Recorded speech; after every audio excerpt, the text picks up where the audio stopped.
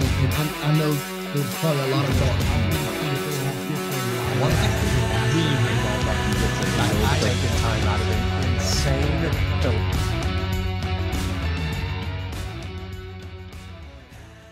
When I'm traveling and somebody stops and asks me a question, typically I'll hear this name brought up. Hey Jeff, have you ever heard about this guy named John Lovell? And usually it's because somebody is part of the Warrior Poet Society. Well, today I get a chance to catch up with John.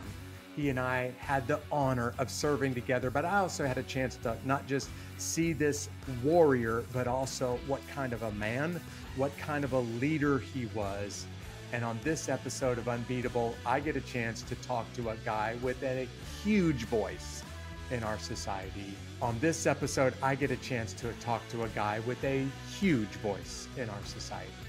And just as a reminder, we couldn't do this episode today if it wasn't for our friends at the Solomon Foundation. I want to just say thank you to the folks at the Solomon Foundation for being the sponsor for this episode. If you're looking for something to do with your money that will give you an excellent return on your money, but also make an eternal impact, just go check these folks out at the Solomon Foundation. Go take a look at thesolomonfoundation.org. Now here's my interview with John Lovell. Adversity will help you handle your toughest days in life and become unbeatable. Hey, John, thanks for doing me a solid and being a guest on my show after I came on your show on the network. Thanks for having me on, man. Good to be here. Yeah, let's catch up. I'm going to tell you about a trip I was making with my family. We were coming back from Europe. This is just a couple of months ago. And I was wearing a Warrior Poet Society t-shirt. And no kidding, in 24 hours, I had people on multiple continents stop me and say, I love that network. I love that t-shirt. I love those folks. Dude, you got people all over the world that are following you in the network. It's an encouraging thing. It's a cool brotherhood, and the world has gone pretty sideways. So we need strong men and women around the globe that stand for the old ways and for a higher morality than what the woke progressives can muster. And so, yeah, courage and protectors and lovers of truth. I'm glad that our movements spread. Man, I got some pretty cool t-shirts in my drawers, but nothing has garnered the kind of response that wearing that shirt for just 24 hours on 2 continents got. Hey, thanks for hooking me up with a t-shirt, I guess I should say. Sure thing. You got me pumped up. I'm going to go buy some of my t-shirts You should go buy some of your own swag and start wearing it around so people would be like, hey, do you know this guy, John Lovell? I don't. Do you know how many times I get asked that question a week or a month? More than any other celebrity, people ask me, hey, have you ever heard of this guy, John Lovell? That's probably the number one name that people toss around to me, man. Oh, well, cool. I reject the celebrity title, or my wife would roll her eyes hard at that. Man, I'm a country boy. I'm living up in a little farm and doing a quiet life thing, but I am humbled that our movement spread. So that's good. That means that you found a great woman when you found Rebecca. I want to tell a story to everybody in just a few minutes about you too, that you might not remember, but my wife and I have talked about this a time or two in the past. Okay, so check this out. People are listening right now. They don't have the first idea who you are. They have never heard of Warrior Poet Society. But when I drop numbers like this on them, it's going to get their attention, even if they're fighting some insane traffic right now when they're listening to this podcast. Somebody inevitably is going to say, how do I become a social media influencer?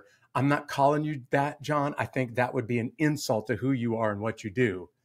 But I do want people that are listening right now to know there's about 100 million people that are tuned in or connected to you and to the network around the world.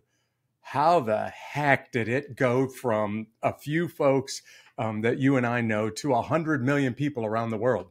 Oh, I wouldn't say 100 million people. We've had over 100 million views. So, well, I mean, okay. So we'll just say that there are individual people watching this, a different episode every time. How about that? You could say a few million people have checked in on us. That'd be, I'd go way low, maybe single digit millions, but still I'm not upset about that. I'm like, hey, that sounds pretty cool. I'm good with that. Yeah. Where did the genesis behind the network, the Warrior Poet Society network, come from? Sure. So you're not asking about Warrior Poet Society, but more specifically our streaming service and app, our network? I'm asking about you and the idea that you had percolating in the back of your mind to say, hey, man, I think I want to start just putting some content out there. Where did that come from? Sure. So Warrior Poet Society was really an outgrowth of my own journey. I read in Revelation 5 that Jesus is both lion and he's lamb. And that resonated. I'm like, man, that's totally it. I get the lion part, but I'm supposed to be more than that. I need something that'll keep my relationships intact so that I'll be, romantic and able to meet my wife in favorable terms, and foster growth with my kids and all that of like, they need a lamb. Oftentimes a sacrificial, loving lamb. Yeah. But then you need a lot of warrior aspects as well. And so those two things, that paradox, which is certainly not a contradiction, men should be fully both of those things. And if you are not both lion and lamb, I would contend that you're a failure as a man, to put it really harshly. We should all be growing toward those two ideals, to be one and not the other is to be hamstrung as a man. And so I was on my personal journey. I just kind of threw videos out documenting that process. And so you have something that's a little bit more warrior-y and then something more poet-y, in different videos. But it struck a chord because a lot of folks just soberly recognize, that struck a chord of like, yep, that's what it takes. I want to be on that path. And so it really spread. The network was really an answer because we have our own streaming service and our own app where we put entertaining content and shows. That was done because us who love freedom and advancing these ideas recognize all of our institutions of power have been hijacked by a woke ideology that really hates our viewpoints, and they're silencing them as they own big tech and the media and academia. There is incredible pressure, even from the highest pieces of government, to silence our viewpoint through shadow bans, shutting down our content, demonetizing. And so this was just reading the terrain and saying, you know what? We'll have our own content then. Yeah. So you can't shut us down. So you can't bully us out of existence. And so that's what the network is. I'm a part of the network. I'm a fan of the Warrior Poet Society. You guys have some amazing content. In fact, you have my favorite podcast in the world that you're, broadcasting on the network right now. For everybody who doesn't know, this is a little inside joke. This show is now being carried by the network as well. But man, I want to go back over this journey that you just described and, how this thing began years ago. You and I were serving together out in the Pacific Northwest in 2nd Ranger Battalion. I got a chance to see you on the battlefield and see what kind of warrior you were. But I also got a chance to just get to know you a little bit personally. As a unit chaplain, there's hundreds and hundreds of people. There's no way to get very close to all of them, but I got connected with you a little bit. And I got a chance to see the man that you were and the leader in your home and with your wife that you were. And I was really, really impressed, man. I remain really, really impressed. Last time that we were together in 2nd Ranger Battalion, you may not remember this. I do. You and I were grabbing a cup of coffee together. I think our wives were with each other at the Starbucks across from Fort Lewis, now Joint Base Lewis McChord in DuPont, Washington. It may have been a girlfriend, unfortunately. Okay. I got married after service. So Yeah, sorry, so- power on. All good. So we're sitting down together. I'm talking to you about what the future holds for you because I'm on my way out of the unit and heading down south, down to the southeast, down here to Georgia with you. But I was asking you kind of whether the future hold, and you, without having this whole thing fleshed out in your mind, you kind of started to pitch this to me, and I was really, really inspired, really impressed. During the course of that conversation, though, it occurred to me, you are the kind of guy that with your training, with your background, with your skill set, you could make an insane amount of money if you were to leave the military at this point in the war in Iraq and Afghanistan and go overseas and make crazy amounts of money with your skill set. So when you decided to not go be a private contractor in one of those huge security firms, I got to know what was going through your mind when you kind of headed towards the mission field and Central America. Yeah, I was a man in the military. It was a stop along my way, and had a lot of life I wanted to live. I had a lot of things I wanted to pursue. And so I'd always dreamed of being in business with my dad. And so I wanted to do that. I wanted to finish a degree. I wanted to go find a sweet Southern belle to All right. settle down with. And so, I Yeah. dated around in the Northwest when I was out there, and, found girls. Nothing lasted more than just a very short window. And I'm like, no, I got a Southern belle somewhere waiting for me. And so I was looking for that. My faith had been growing in leaps and bounds, and I wasn't sure exactly what that was going to look like. And it later, went into full-time foreign missions. And so that was pretty cool as well. But I just knew, I knew contracting wasn't it. I recognized it was low-hanging fruit. You can make some serious cash at that point, but I had a lot of other stuff I wanted to do. Where did you go on the mission field? When were you there? What was it like? Sure. So I was there for 4 years. My wife and I had always said we'd love to go serve, in some foreign missions. And we thought, let's do something crazy. Let's do it for 6 months. We'll live over there. Or maybe even a year. I'm like, a year? That's really crazy. That's crazy. And so anyway, we felt like just such wild cards when we signed up to do a full year. We didn't fundraise in a bunch of stuff, maybe a little bit, but we really just funded it ourselves, thinking of it's a year stint. But the Lord didn't really release us from that. And we ended up seeing a second year. This is down in San Jose and Costa Rica area. And we did Panama, Dominican Republic, and Nicaragua. And so in Central America and stuff. So anyway, we were bouncing around there with really setting up shop in San Jose, doing our main stuff there. But year 2 rolled around, and we felt the Lord telling us that we were to stay. And then year 3, and then year 4. And so it blew our minds. But I bet it did. And your parents were probably asking you, when are you coming back to the U.S.? Yeah. There was some of that. But at that point, that I'd been gone from home for quite a while. I moved out at 15.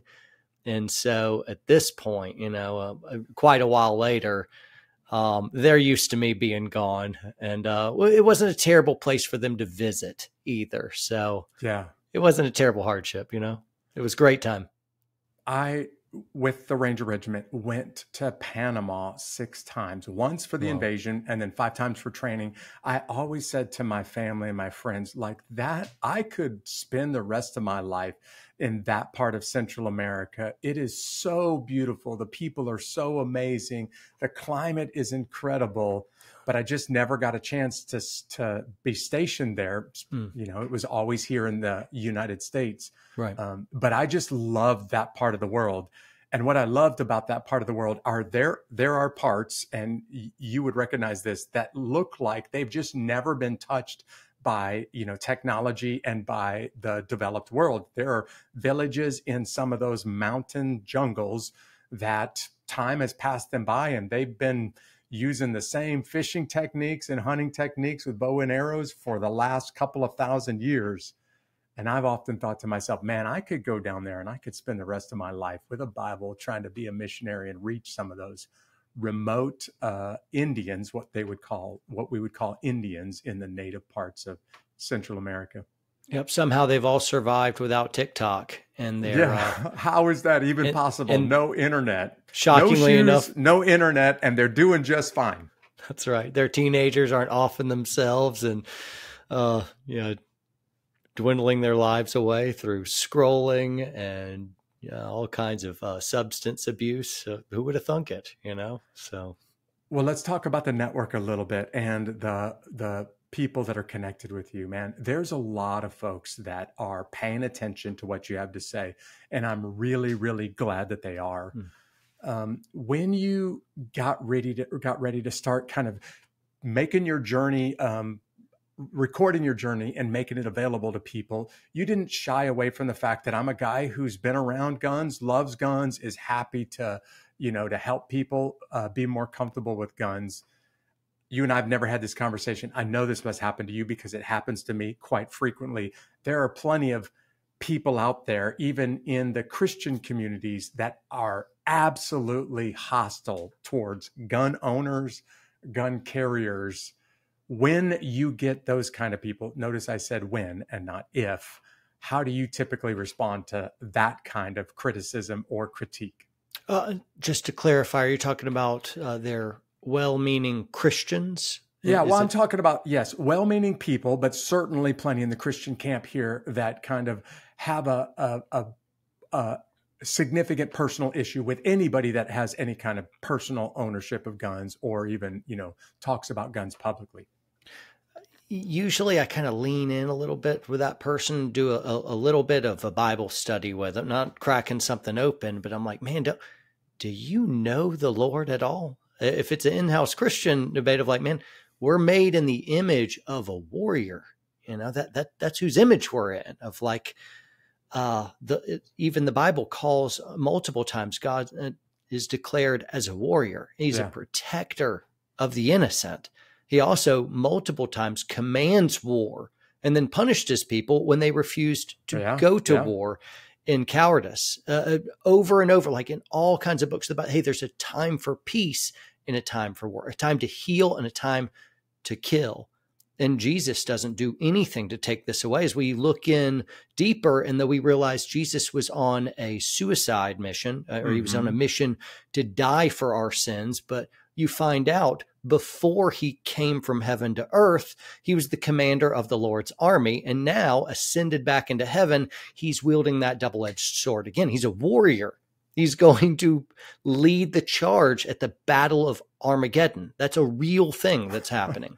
And he's engaged in combat before, kicking down the walls of Jericho and leading angelic armies of like, no, he's a dangerous warrior. And so there is a time and place for God's people to engage in conflict, not just in a spiritual sense, which is definitely true, but sometimes that means a physical sense. There's certain people that are built for that. So if bad players want to come in and rape, pillage, and plunder, it is a godly thing to do to stop that type of evil in its tracks.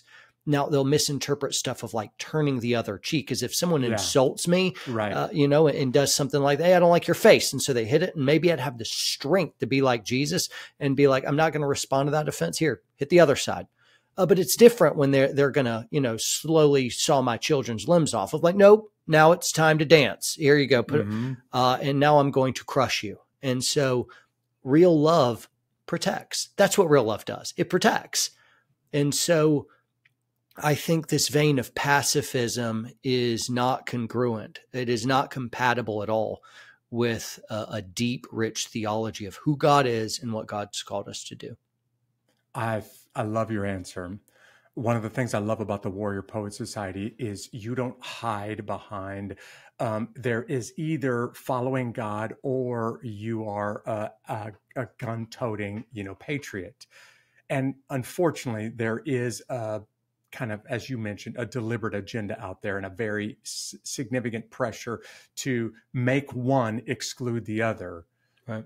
And like you, a guy who's gone to combat as many times as you have, a guy who has put himself in harm's way to protect the innocent, like you, I'm glad that you're standing up and speaking out and just saying, listen, when you have a better and a more robust understanding of what the Bible really says on this issue, I don't think it ever asks you to choose between following God and standing up and fighting, which means killing if necessary to protect the innocent. But there's a distinction between, carting a gun to go do bad things or holding or having a gun on your side to protect the innocent around you. Right. And, it's tricky because, I mean, some folks are called to walk the martyr's path and others the warrior path of like, you could defend yourself. And there's been, history is replete with examples of where God's children are called to like, no, toe the line, stop evil in its tracks with physical force. And other times I'm like, right now I'm thinking of Jim Elliot, who was witnessing to these tribes, wouldn't take arms up against him, and they ended up getting murdered by them. And then the whole tribe, through his sacrifice, would end up converting. Right. And I'm like, whoa, holy cow. So I think the best thing is to really understand the range of what could be possible theologically within God's will. But then it comes down to discerning the will of God and following the Holy Spirit to know what an individual should do at any time. Some folks aren't called to pick up the sword. They're literally supposed to go the martyr's route. And people are built for different things in different situations. And so, anyway, I just concede that there is a tricky kind of thing. It's not always, of like, oh, there's evil, sword time. That's I'm like, right. no, Yes. that's not it. Of like, right. Remember, Jesus allowed himself be murdered for a greater mission. And so I'm like, bearing that in mind, maybe there's a greater mission. So for instance, I bring that theology into the idea if someone wants to carjack me. Now, I'd be legal within my right to quick draw and put two in their face before they ever even saw the draw stroke. And I practiced that. I'm pretty good at that. But I'm like, man, my car is insured. I got insurance. Right. And Jeff, I don't even like my car very much. It's not expensive. That's right. I might even be ready for a new car. So I'll take that insurance payment, brother. Yeah. And so, no, I would like to, hey, here you go. Take this, man. No sweat. You go. You do you. Yeah. And I back away. And I look at that of like, I'm buying his life with this vehicle because his life, though he threatens mine, his life means more to me than that stupid car. And so that theology is there in my life, active. It's not just, I have a gun, this is my hammer, and therefore everything is a nail. That's right. People can get into trouble there.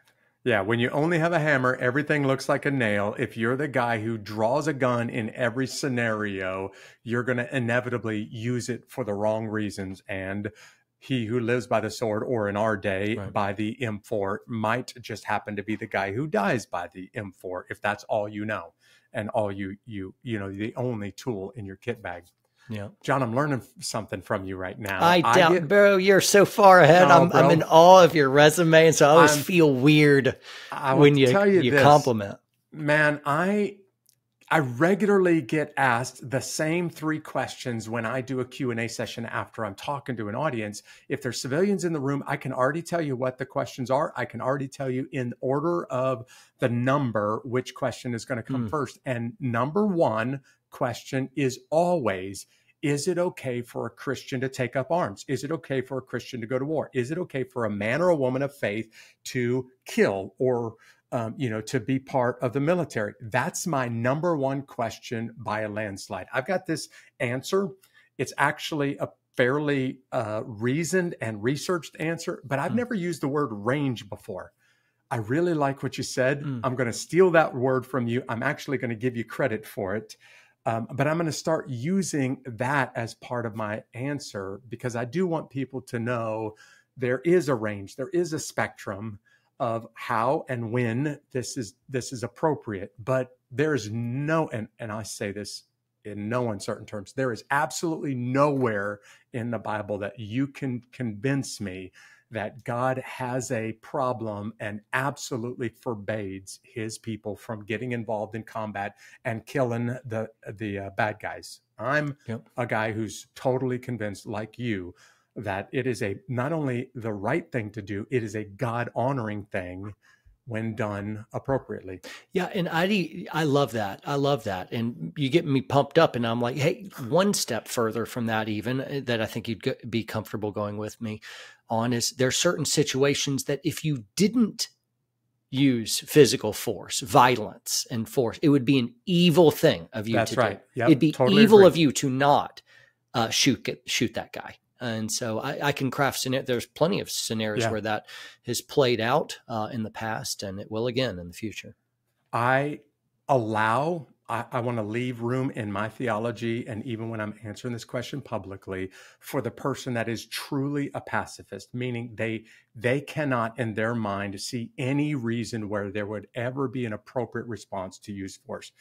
But I always struggle with this. Okay, so if you're the husband, if you're a father, if some bad person comes into your house and starts to attack your wife and your children, are you telling me that you're just going to sit back, dial 911 and watch it happen, waiting for the police to show up? Because there's something deep inside the human DNA, and especially a man's DNA, that ought to say, now it's time for me to take a knife out of the drawer or a gun out of the, off of my hip and put an end to this long before the law enforcement shows up. I want to leave room that maybe that's where people feel like they are, but they probably, like you and I, have never been in a situation where there are very, very evil men intent on doing harm to innocent people. And the only thing stopping them is you or me or somebody else, another guy or a gal with a gun. Right. Second question I have, there's lots of people that tune into you, lots of people that listen to what you say, and your voice it carries some weight in the community, the circles that you and I run in, but you're also not at all ashamed about saying what you think about politics, about the direction of our country. And let's just be honest, there are a lot of people that don't agree with you. Somebody's listening to this episode right now. Somebody wants to have the kind of following that you have on social media, and they back down every time there's a controversial subject. They back down whenever they kind of get painted into a corner, but you don't. What would you say to that person? How do you respond when you have to have something that you have to say, and it's not going to go over well with some of the people that are listening? It could be that person wanting to grow their social media empire has a goal that is different than mine. They assume it's the same, and it is not. I'm not after having the biggest following I possibly can, and I'm certainly not after making every dollar I can. If I did, it would look very different. I would make entertaining, funny gun videos all the time where you never say anything that would offend anyone. And I'd be going after specifically Generation Z. It would be real low bar, silly kind of stuff because they're the ones really online. That is my lowest demographic because I talk about the things that matter the most. Ultimately, what I care about is I want to talk about things that are true, and I want to beckon people to come alongside me on our warrior poet way. I think that's what I'm after. I'm after more warrior poets. And if that means I have a smaller audience going for, I'm good with that. I don't care anymore. And I'm in fact so tired of all this political correctness, all this progressiveness, all this insidious woke stuff that is destroying lives and marriages and our country. I'm sick of it. I'm sick of being bullied by it. And so I get that people are offended. And to put it bluntly, I don't care. If you're offended, get stronger feelings. We need to toughen up. And truth is it is what it is. Maybe you're offended by facts and knowledge and truth. Maybe you're not. Either way, I think we need to just grow. We need to grow our backbones again. And guess what? If people don't agree with me on everything, that's okay. I don't think I agree with everything I say. I'm still working stuff out. I'm on a journey. Right. So if you're like, I don't agree with that, John, I'm like, I'm not sure I agree with it yet either. I'm learning as I go. Right. And so I'm quite comfortable with people not being okay with certain stuff, but hey, at least I'm being honest. I'm eyes wide open and I'm being honest, but I hate politics. I really do. I don't want to talk about politics. The problem is politics has swallowed everything up. Every discipline, whatever you bring up, any topic, it's become political. And so for me to steer clear of politics is for me to steer clear of talking about anything of substance. And so I've only got political after politics swallowed everything up. And I'd go a step further now.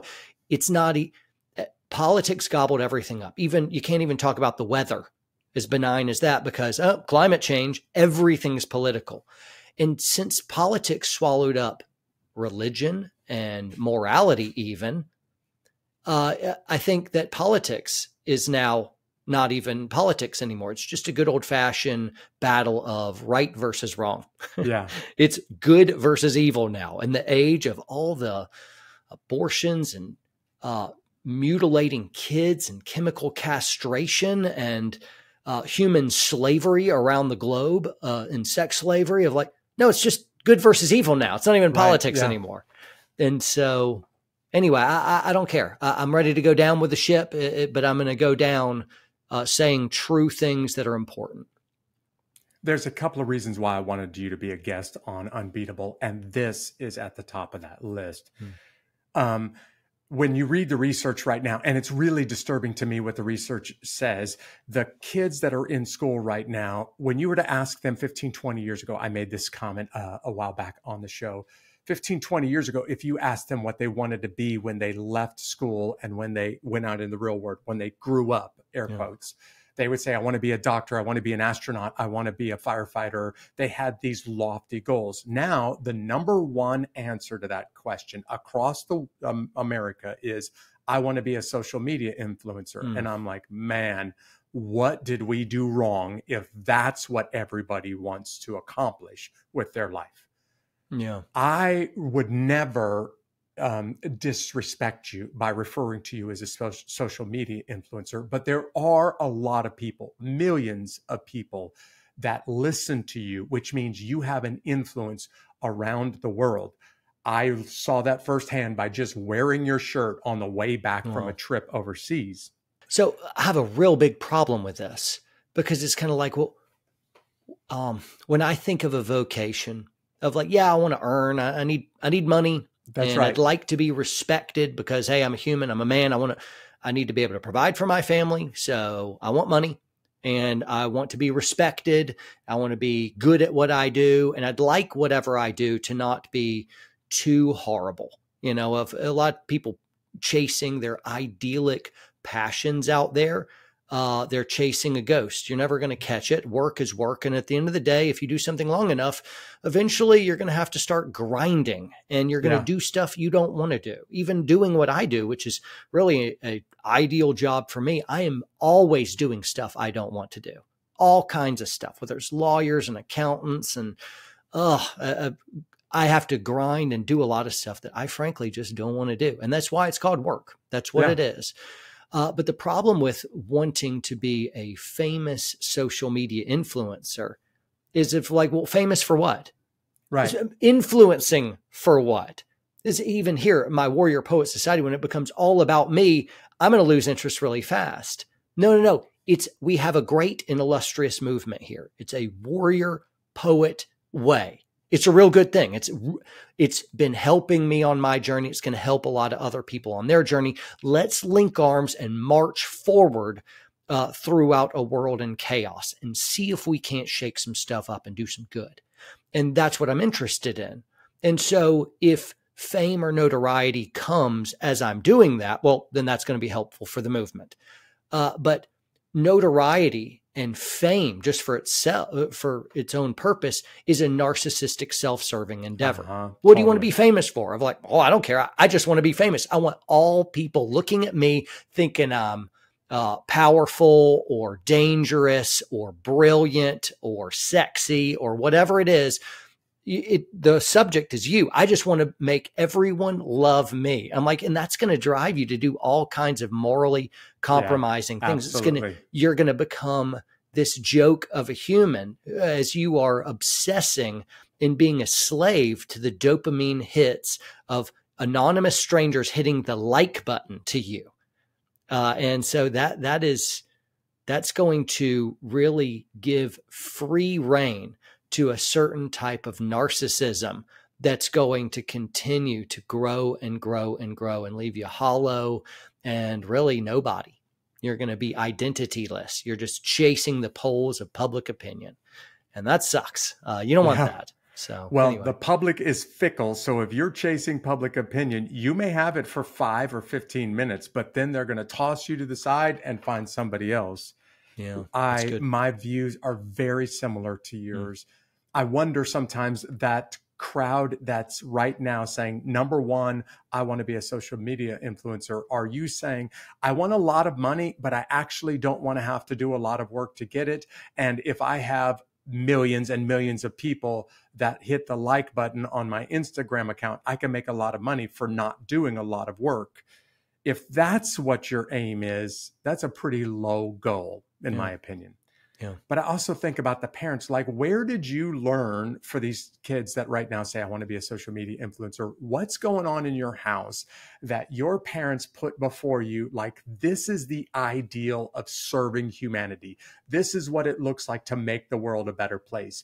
Go take off most of your clothes if you're a young girl and go stand somewhere in a nature scene and pose in a very provocative way. And maybe 100 million people will hit the like button and you'll get paid a whole lot of money for your Instagram account or TikTok. And that, man, something about that feels really morally wrong. It feels really dirty to me if that's what you're prepared to do. Is it social media influence, or is it the income that goes along with that kind of influence? I didn't plan to have this conversation with you. You just got me fired up, John. I hear you. Well, that person specifically, that gal just getting naked of like, well, you're not influencing anything. You're just setting yourself up as an idol to be worshiped. That's what you're doing. And you're reaping monetary benefits for it. But you said, hey, what are the parents thinking in doing this? I'm like, well, I don't think the average kid is raised by parents. Now, the fallacy is they think they're being raised by parents. And I think most parents think that they're raising their kids, but they're not. They're shipping them off to a government school where they spend the vast amount of their time, and then they engage in some type of sport or extracurricular activity, and they hang out with friends, and then they play video games and scroll their lives away. And maybe you get together around the dinner table and you have a conversation here and there. And maybe you see them for a couple hours on Saturday. Hey, I hate to be the bearer of bad news, but you're not raising them. Their peers are. The internet is. Social media is. The school system is. You're not raising them. And so it is no wonder why the epidemic of mental unhealth is skyrocketing and why kids so easily abandon the values of their parents is because the parents thought you were raising your kids with these certain values. And really, truly, just because of the nature of time, you weren't really raising them at all. You were influential in their lives to some extent. You saw them here and there. You made some rules here and there, but you weren't spending enough time with them. Right. You weren't spending hours with them each day. And that would be what raising them is. There's no substitute for time. And if you're not spending hours a day with your kids, can it really be said technically that you're raising them? And that'll tick a lot of people off. But my desire here isn't to shame anyone. It's to say, get out of government schools as fast as you can and make sure you have more eye contact with your, kids, than you're doing currently. Don't let them scroll their entire lives away. And maybe you're complicit because you're doing the same thing after work. Yeah. And so that's really, really dangerous. That's hard truth. Use that irritation with me, use that anger that you have toward me, calling what you in your gut, it's true. Do something about it. It's not too late. Do something about it now. And the past is what it is.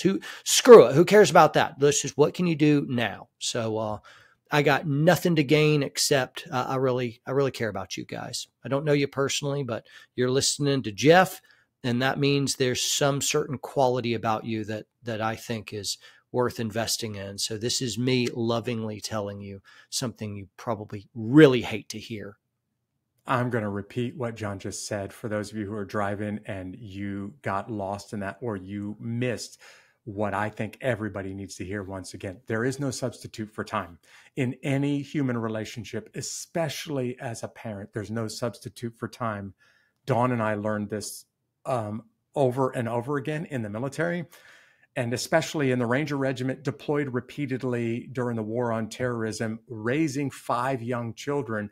And we made some extreme sacrifices as a couple. I made some extreme sacrifices as a man on many, many things that I just would not do because I couldn't do that and give my children the time that they needed.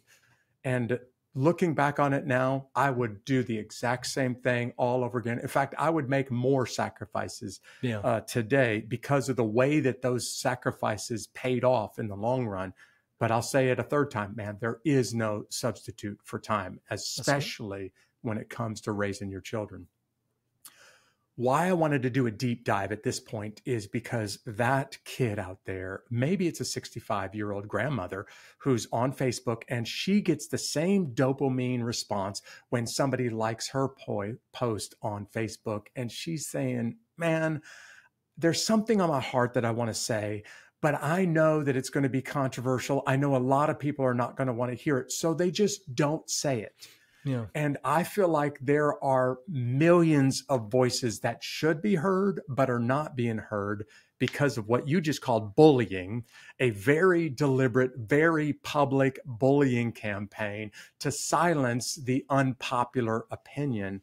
And one of the things that I really wanted to do with you on this show is to talk to a guy who refuses to be bullied and will say what needs to be said, knowing I'm going to make a lot of people unhappy by saying this.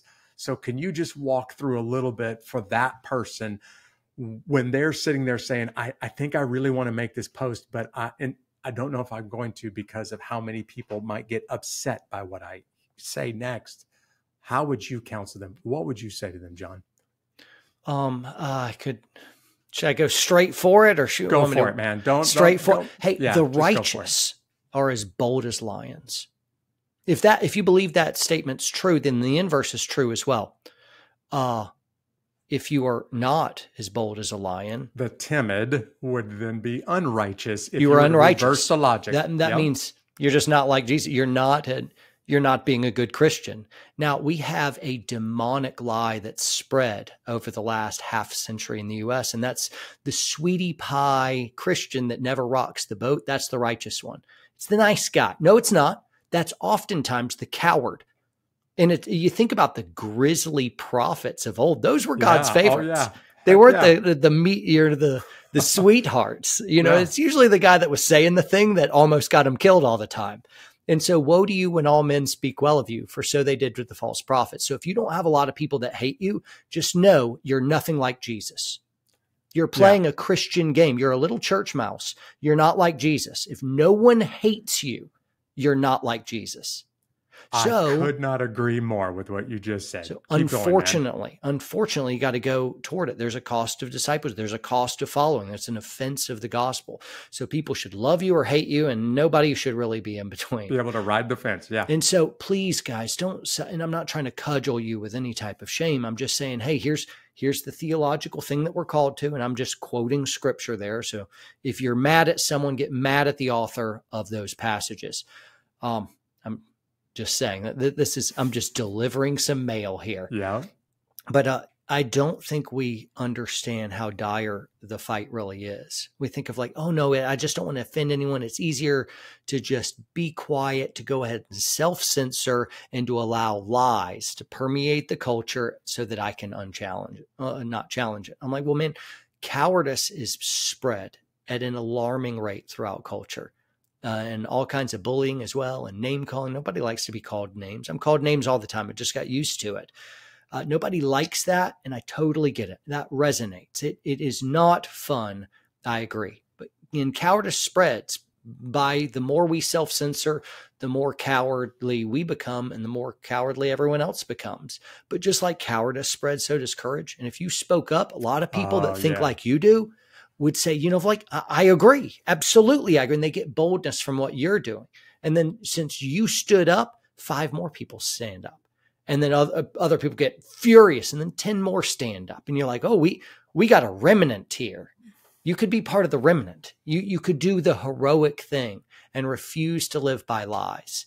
You could say an unpopular truth and gospel. You could do that.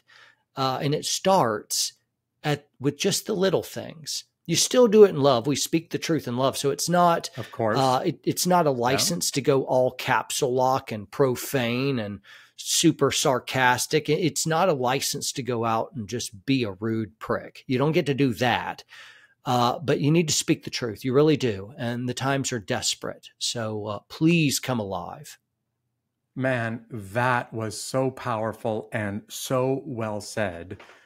The truth is that when people are quiet, when they're silent with the truth, when they have this on their heart and they're feeling like, I should say this, I want to say this, but I know if I say this, there's going to be a lot of people that are going to get offended. So I'm just not going to say it. When you don't say that, you are creating an environment for the lie to get louder and the lie to spread wider.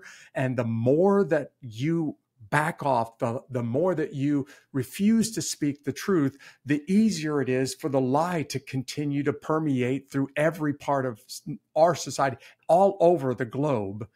But man, thank you for reminding people the opposite is also true. When you stand up and speak out, somebody takes notice, and not just to throw an egg at you because they don't like what you said. Somebody else who has it on their heart to say something says, look at her, that 65-year-old grandmother who just posted something very courageous on Facebook. If she can do that, then maybe I should do that too. And pretty soon they start to post something. Pretty soon they start to say something to a friend or a neighbor. And all of a sudden, really good things can happen. Yep. If you would just have the courage, and courage spreads. You and I have seen this on the battlefield. Courage spreads on the battlefield, just like cowardice does. So stand up. Be That's the right. first, and don't be surprised when other people start to follow your lead. That makes a world of difference. I love what you said. When you are quiet, when you refuse to speak, the lie gets louder and you let it. I like that. That's good. I'm going to steal that. Yeah, you don't even have to give credit right there, man. When people say, Jeff, have you ever heard of John? My comments are always very positive, and usually I challenge them. Are you part of the network? Are you part of the Warrior Poet way? Are you part of the society? And if they're not, I challenge them to become part of it, because I like what you stand for and I like the way you stand for it. Thank you. So I want to wrap this up by challenging the audience, those that are not already watching this episode on your network, those that are listening to it on their favorite podcast platform or YouTube. They want to know more. How do they find out more about the network, about your show, about the Warrior Poet way? Best thing is just go to our website. It's kind of the gateway to all the things we're doing. So warriorpoetsociety.com. That's warriorpoetsociety.com. There's links to the network. There's links to my book. There's links to YouTube and social media. We've got blog stuff. We've got a full store with all our shirts and all that jazz. So you can show support. So warriorpoetsociety.com is kind of the gateway to everything we're doing. And we'll put, by the way, for those of you that are driving, we're going to put a link to that in the notes. So just check this out later on. Your book has been out now for just a few weeks. Is it available digitally?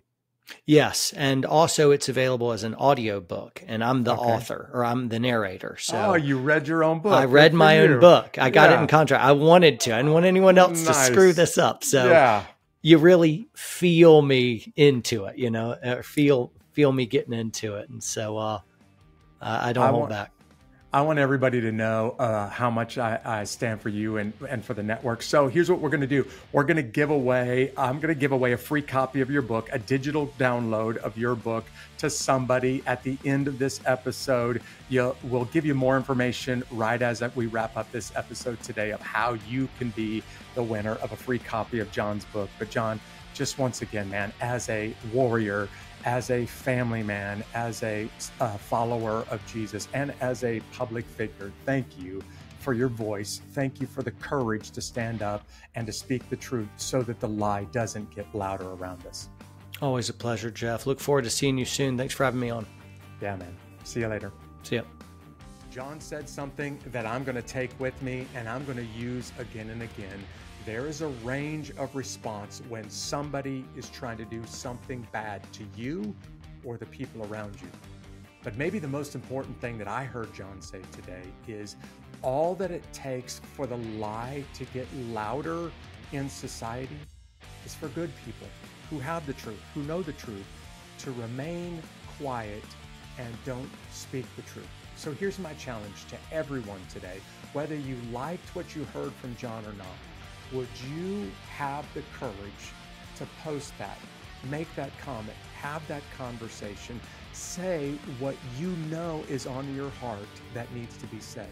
And who knows, maybe because you had the courage to say something, other people will see that and will be inspired, and they'll have the courage to say the same thing to somebody else. Thank you for joining me on this episode of Unbeatable with my friend, John Lovell. If you want to know more about his book, in fact, if you want to receive a free copy of his book, somebody in the Unbeatable Army is going to get that totally free just for being part of the Unbeatable family, the Unbeatable Network. That Unbeatable Army are people that are connected not just with this podcast, they're not just listening to an episode a week, they stay connected to us online on social media. And if you want to find us on social media, just search for @Unbeatable Podcast on pretty much all of the social media platforms. You're going to find some amazing people there, like Jose Angel Salazar Salas, who is the fan of the week this week. Jose, thank you for staying connected to us, and thank you for being deeply involved as our fan of the week this week. But if you want to become part of the Unbeatable Army, this network of people that I send content to throughout the week, it's all totally free. We don't ever ask for a penny from you. If you want to be already registered to get a free digital download of John's book, all you got to do is go over to unbeatablearmy.com. This week, will you go out and speak the truth so that the lie doesn't get louder? Thanks for joining me. Have a great week. God bless.